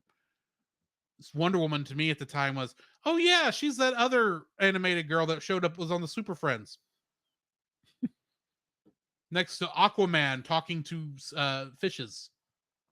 True. Talking to the fishes, I should say. The fishes. Namor's better. Anyway. And Namor was first. But yeah, this is I like that this is an important moment in the entire DCAU. And I'm sorry, this is just my opinion. You can't beat Kevin Conroy as Batman. No. You Yeah. can't beat Tim Daly as Superman. Yeah. And when you get right down to it, the DCAU is the gold standard by which, in my opinion, a DC universe should be based on. Agreed. It's what I want. Not saying other universes, DC universes, are bad. Right. They have their points. But at the end of the day, this is mine. This is the Understood. one I want, and I don't really want the other ones. Understood. Then that's my third like with a little bit of a rambling rant in there to go along with it. So, Okay. your third and final like? My third final like actually goes to one scene. I think the club scene. The club scene where Batman goes to interrogate the one of the Joker's former henchmen. Oh, yeah, the one that escaped because he didn't want to. he- He didn't mind working for for Corleone, Yeah. but Joker's just insane. Just insane. But I mean, like the way they portray Batman, like, yeah, Batman is a very brutal, very brutal hero. He's Yeah. a very he's the let me get my words right. Be like, in this scene, be like, I'm watching it for the first time in years. Mhm. I'm like, oh my gosh, the kinetic energy they put into Batman as a character. Be like, everything it is violent, it is vicious, it is, to anybody who comes in contact with this character, you're freaking terrified. Yeah. That'd be like, it puts that more perspective of how, be like, Batman was, be like, he is the knight, be like, he is Yes. Batman. And that really brings home in that scene where he is literally thrashing everybody Mhm. left and right and center. And it's just like, he is threatening this man, be like, puts him on the ground and be like, okay, where's the Joker? Tell me where's the Joker. Yes. And the guy can't tell him, but he's gonna beat him at him if he tries. And then Superman shows up, and here's the kicker that I was through, that blew my mind Mhm. the first time I watched it, or this time watching it, was be like, Superman puts a hand on Batman. It's like, okay, that's enough. Yeah. And literally, Batman throws Superman. Yeah. I was like, what in the world? Yeah, I mean, watched that too. I was like, now wait a minute. How could oh yeah, he's got that kryptonite in his pocket. And plus, It's probably just enough and just shielded enough that Superman can't feel it, but it is affecting him. or also be like, he threw Superman off guard and threw him with a judo throw, Yeah. and causing him to be thrown into a table. That's why you have this utter shock on Superman's face. It's like, oh my gosh, someone actually threw me. Yeah, because the thing And this about mortal just threw me. because the thing about judo is it's not about being stronger than your enemy. It's Yeah. about using your enemy's strength against them. Yeah. And you've got Batman using Superman's strength against Superman. Exactly. No wonder he got thrown. Yeah. And that next thing where it's where But at the It's- same time, I yeah. think he was slightly weakened by the kryptonite. that's possible. That is possible. And the fact that Superman just comes back and just pegs him into the wall is just like, okay, you do find that like they kind of equally matched. Now, Superman could easily crush Batman, Oh yeah. but due to the kryptonite, we like Superman just kind of realizes, oh crap, this guy really has me over the ropes Mm-hmm. if he wants to. Yeah. And that shows how like balanced these characters are. It's like you have Superman, who's the I don't want to say the good old boy, but he's the I've heard him referred to as the Boy Scout. he's the Boy Scout. He's the Boy Scout. He does everything right. Batman bends the rules. Be like, I'm gonna get to the truth as fast and hard as I can because I don't care what breaks. I gotta break. Be like, I'm gonna get there. I will say that why people call Superman the Boy Scout, it's Batman who follows the rule of be prepared. Yeah, exactly. That's what I like about that. Because it's not Superman. Superman gets confused, gets thrown off, gets game too many times. That is so true. because that's the only way they can balance him against anyone else. That is true because he is like this ultimate. He's an OP character. He's as strong as the plot needs him to be. Yeah, like even in this film, you have the fact that like Batman's be like expect the unexpected with the Joker. Yeah, and Superman doesn't think that. No, and that's what gets him in trouble. exactly. Where Batman is always prepared. He always has some kind of A, B, C through Z plan for it. Yes, And I just find that so incredibly fascinating with how they do Superman. Superman just goes in there like, yeah, he's prepared with the suit, but he didn't expect to get splashed with acid. Yeah. And then get taken down by it. Which, yeah, the minute, like, okay, he's got kryptonite. Okay, so Superman's obviously going to go get his lead suit, which makes sense.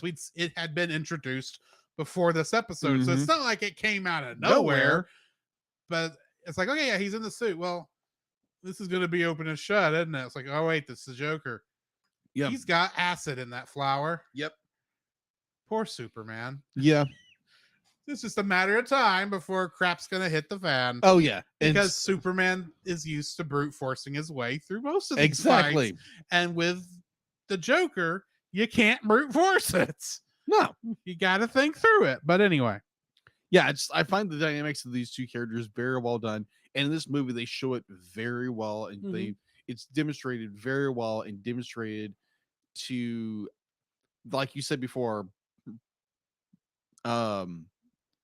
Superman is used to going into a situation where they can't stop him, and this situation he can't. He has to have help. by none other than Batman. The guy who has no powers. No powers. He's just a very good karate champ. Dresses like a bat and has a gravelly voice. Not so Except proud. not Kevin Conroy as much. Yeah. He's not Christian Bale. No, But anyway, nor has he been Affleck. he's not even Adam West. Or that sparkly dude. He's closer to Adam West. Yeah, he's not Sparkles. Sparklebat. He's not Twilight Sparklebat.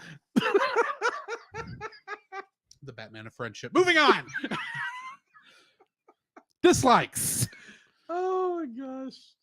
Go ahead. Yeah. Okay, so this comes at a point in time in the overall DCAU where Batman the Animated Series had finished, and they had started the New Adventures of Batman and Robin, and part of that was probably because of Superman the Animated Series being in development, I assume, is they changed the animation styles and redrew many of the characters for Batman and Robin. Well, I disagree, and mostly it's in the villains that you see a lot of the big redesigns. Right. What were you gonna say? Well, I was gonna say it wasn't for Batman and Robin because Batman and Robin was I believe it was like the second season, second or third season. When they changed over, it was the New Adventures of Batman. When they changed everything but over. it's the new. I think of it all as one show. Okay. Yeah, it's different from Batman the Animated Series, Yes. but it was all redesigned following the end of Batman the Animated Series, and when they made the New Adventures, which, like I said, I suspect they changed it A to make it cheaper, and B so it could fit in with what they were planning for Superman the Animated Series. Exactly. But part of what they did to make that happen was they decided to redesign like 90% of all the villains. Yeah. For what I will say is absolutely no good reason. Okay. And one of the ones they redesigned, and I don't like the redesign, is Joker. Now, on one hand, it's a bad redesign because for one thing, I don't like the black cornea with the white pupil. I don't like that. That makes him look more demonic than I think he's even ever intended to be. Right. Because, I mean, you do have that one shot while he's flying the Lex swing where it's spot on and he's just like laughing hysterically, but he's facing you. And it's like, that's creepy enough as it is. It's wonderfully creepy. Don't get me wrong. Yeah. And that's one of the few times this redesign works. But for the most part, you have this very almost Looney Tunes-esque version of the Joker in terms of character design, standing right next to Lex Luthor. Yeah. Who is a realistically drawn human. Yeah. They don't look like they're from the same cartoon. Yeah, they contrast. They contrast too much, in my opinion. it may work, and that's the biggest problem I have with most of the Batman villains they redesigned at this time was they made them more cartoony instead of keeping them in their more Art Deco designs, and that's especially what I remembered from seeing Mr. Freeze there on when we finished when I tried to watch that next episode after Sub-Zero. Yeah. He has a much more cartoony kind of design. Yeah, because this is when he switched over to the New Adventures of Batman. Yeah, it doesn't work, I think, as well. And here and it would be fine if it was in its own thing and I could maybe live with it. I could section it off. But you got it here with Superman, and you've got him and Lex sharing many scenes together. Mm-hmm. And really, the only times his character really looks and works, I think, is when he finally takes off that stupid hat and you see the green hair. At that point, it works better. Okay. But for the most part, he wears the hat the whole time, and he's a very flat looking character relative to everyone else in the scene, Harley included, even though she's from the same thing. Yeah. So yeah, I just don't really like that redesign of Joker. It just does not work as well. Thankfully, they fixed this later on with the Batman Beyond movie. Yes, I agree. They fixed it there, thankfully, when they brought him back. But yeah, at this point, it's like, you shouldn't have done that. So yeah, that's my first dislike. Okay. So my first dislike, if I can get to it real fast. Yeah. Well, this is more like the guy who does, this is my first dislike of this film doesn't really have to do with the film at all. It happens to do with more trying to find information on this film. There's hardly anything on it. So you're saying your dislike of this film is the fact that it was the only way they're keeping up with it is it's 3 episodes of a TV series. Yeah, pretty much. I understand that, believe it or not, because research on this film was hard. It was hard. I'm literally scrolling through Google, can't find anything. I'll put it this way. Digimon the movie is the one I would have said prior to this one was the hardest movie. That was simple in comparison. Yeah. You're not having to go back, go through, backdoor checks to do anything on this film. Good Lord, the Kingdom Hearts connections were very hard, because normally I can just use the collaboration search feature on IMDb to check the movie versus the Kingdom Hearts stuff. I couldn't do that here. I had to literally go to every Kingdom Hearts game and type in the cast list in the search bar to see if their name showed up. Really? And all I got was the one I knew beforehand. Was Mark Hamill. Well, I take it back. Corey Burton was additional voices. I didn't mention him, and I didn't bring him up here, but that's because he voices 12 people in Kingdom Hearts, and I didn't want to rewrite that down. Right. So it's Warner Brothers has released this as a film. It has released it on DVD and on Blu-ray. But they don't really keep it up that way. No, they don't. And everyone and nobody sorts it that way. No. So yeah, that's my first just all right. Trying to find information on this film was extremely hard. Right. Yeah.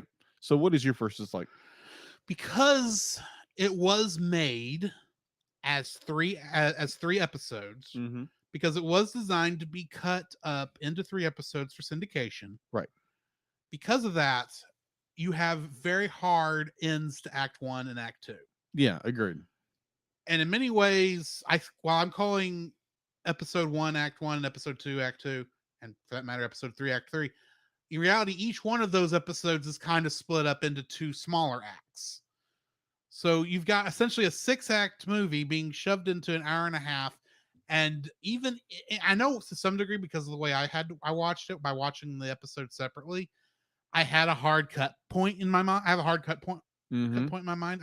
I don't know if on the version you watched, if it's that obvious. Yeah, it's kind of obvious. Yeah, but because I figured it had to be that obvious the way they made it.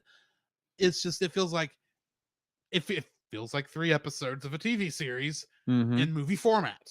Yeah. Plus, from what you told me earlier, you don't get the awesome, epic Superman, No. the animated series opening theme, which is a shame. Yeah. But anyway, I enjoyed it.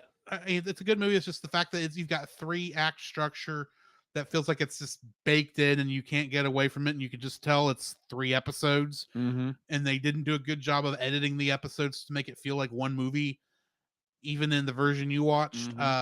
That's a detraction for me. And the Understood. fact that I had to watch it as episodes. In order to watch the movie complete, I would have had to have paid the $2.99. Why is this version not in HBO Max? Yeah, agreed. Disney Plus does the same thing with some of their shows where they'll have,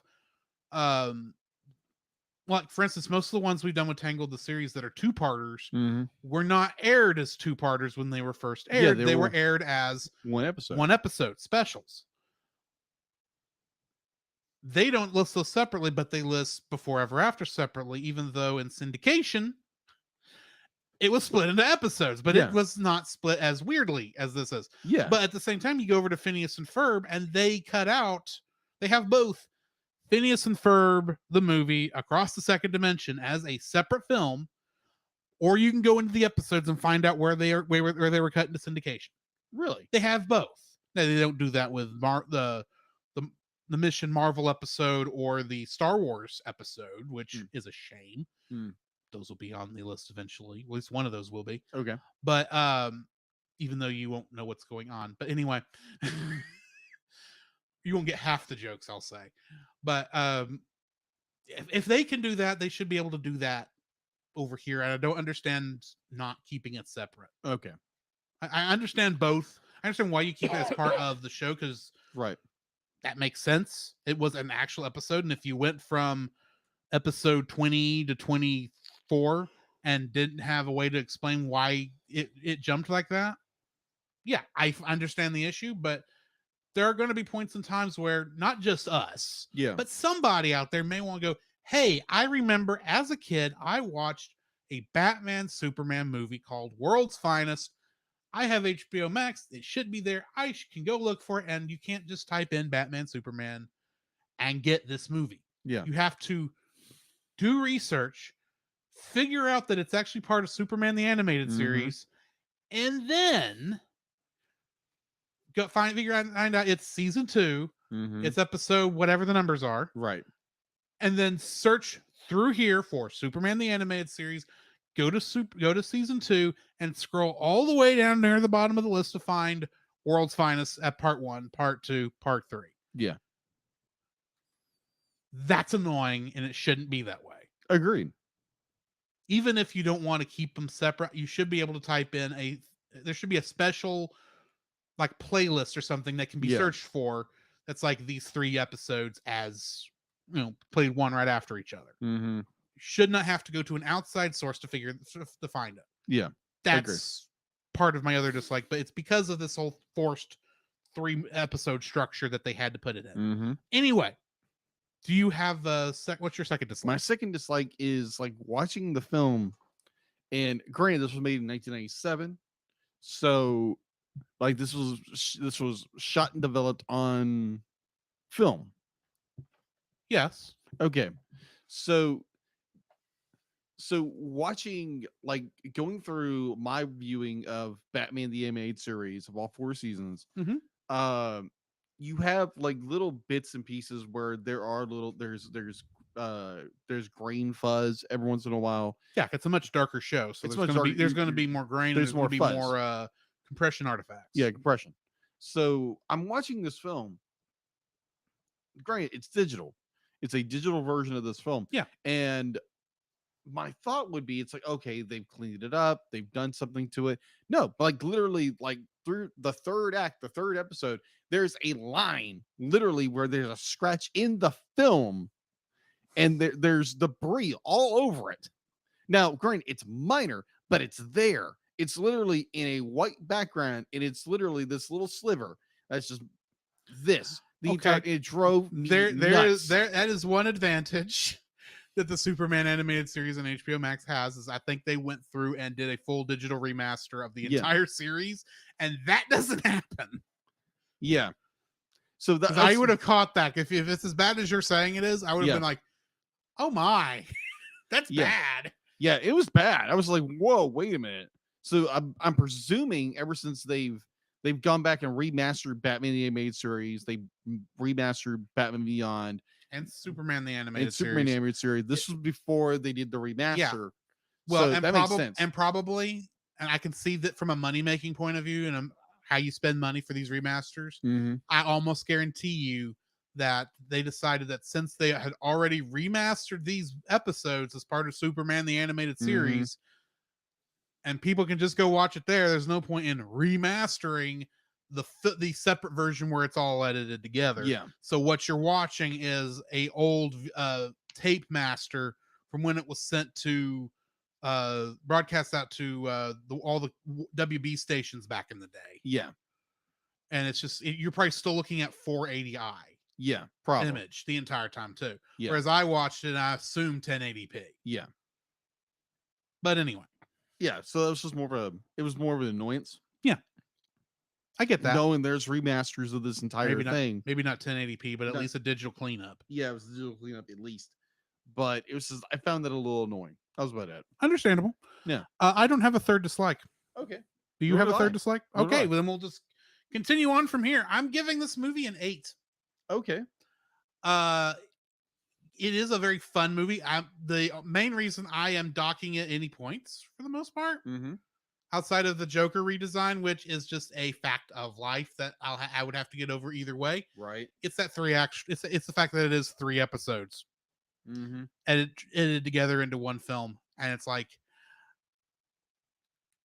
it's no longer a film at that point.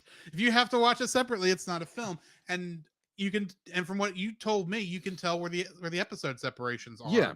in the film. So it's like, that's disappointing. Yeah. Agreed. So yeah, I'm giving it an 8 because while it is a good film, it's not actually a film. It's 3 episodes of a TV show. I agree. So that's the biggest issue. That's why it's an A. It's as a story, it's a great story. It's a great version of these two characters coming together. Unfortunately, now it's not technically a movie. Yeah. It's 3 episodes. For a 3 Um, episode arc, it's great. It's a 8. Yeah. So mine, I go up a little further. Mine's an 8.5. There again, it's a great story, great, team up of, the world's finest of Batman and Superman. That's a better story than Batman v Superman, let's say that in a lot of ways. Which is odd because not to get too much onto it, at least they're based on the same story. They are based on the same The story. only difference is that Batman versus Superman throws in the storylines of Injustice to some degree and Doomsday. Yeah. Which is leading into the death of Superman because they wanted to end on the death of Superman. Right. Spoilers for a movie we're never going to review outside of what you heard today. Right. Anyway, continue. Yeah, so it's be like I love the story for itself. The plot lines, how it flows, minus you have the telltale signs of be like this is originally designed as 3 episodes. They just spliced together. Right. And it's very, very, very there's no be like, oh, they threw in a little money to make this more look like a film. But overall, I really enjoy this, so it's an 8.5. Okay.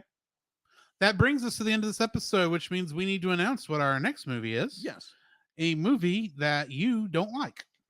Or you have told me in the past that you do not like. I'm gonna definitely go back and rewatch this to like maybe change my opinion or keep the same opinion I had before. That will be interesting. Yes. I think we may have found the movie that I liked that he hated. Maybe. We'll see. We'll see. But that movie is Cloudy with a Chance of Meatballs. To which the trivia question for this week is,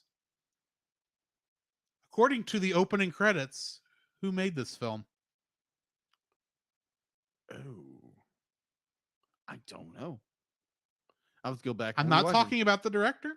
I ain't talking about the writers or the animation studio. I am talking about in the opening credits, it says a film by. What is the next line? I'll figure out whenever we watch it. Exactly. So join us then. In the meantime, this has been Drew, This is Jacob. and we'll catch you in the next frame. You can follow Jacob on his Facebook at Jacob B. Heron. His Facebook page, Jacob's Daily Art Corner, where he tries to draw each and every day. His Instagram at Jacob B. Heron. His Twitter at Jacob Heron. And his Letterboxd at Jacob Heron. You can find Drew on Facebook at Drew Dodgen. His Facebook page, Drew's Photo Bin, to see his photography. His Letterboxd page at ggeorge759. His Twitter at ggeorge759. And Instagram at Drew Dodgen. You can like us on Facebook at the Cellcast Podcast, on Twitch at the Cellcast Gaming, on YouTube at Cellcast, on Twitter at cast_cell. The Cellcast can be found at Apple Podcasts, Google Play Podcasts, Stitcher, Spotify, or anywhere else fine podcasts are downloaded from. Please rate and review us where you found us, and also on Podchaser. Email us at thecellcastpodcast@gmail.com. The Cellcast is a proud member of both the Pop Americana and Culture Box media networks. For more information, please see the link in the description. Our theme song is Drop and Roll by Silent Partner. And remember, that's Cell with a single L.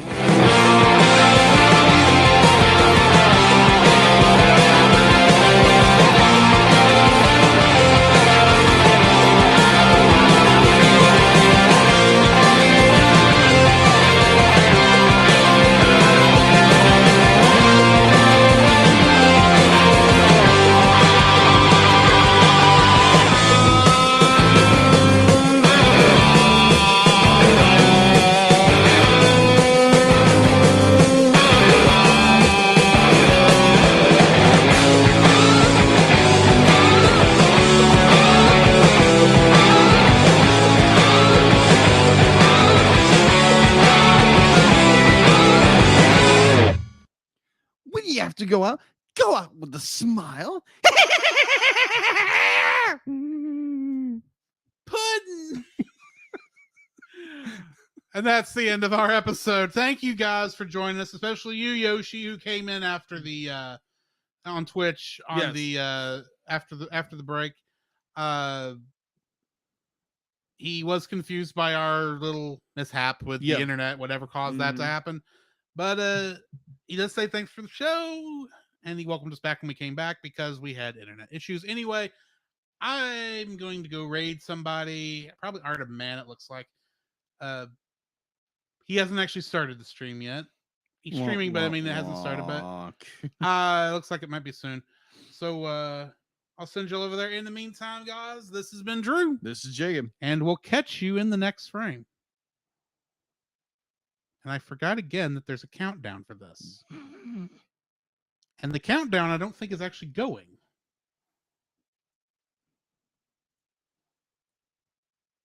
Oh, I'm already rating. So never mind.